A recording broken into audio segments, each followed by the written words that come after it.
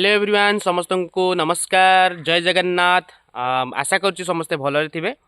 तो आज ब्लॉग पोषण माह बा अंगनवाड़ी सेंटर रे आमे किपरि भाव में सचेतनता वार्ता दौचु माँ मान को जो लैक्टेटिन मदर बा प्रेग्नेंट माँ मैंने आसुचंती से कौ कौ खाद्य देले कौ खाद्य कौ सार रही से सब उपरे आज आम ब्लॉग टी देखू अंगनवाड़ी आम कि सेलिब्रेशन करुचु आ किपरि अवेयरनेस करुचु आम आज से सब जिन ब्लॉग रे आपने पाइपर।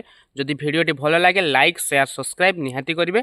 तो चलतु एवं जीवा से सेंटर जो थी आम पोषण माह सेलिब्रेशन करुचु। तो आज शिलघाटी हो आरपटारे भी हो। तो मुझे गोटे जगह को जी शिलघाटी।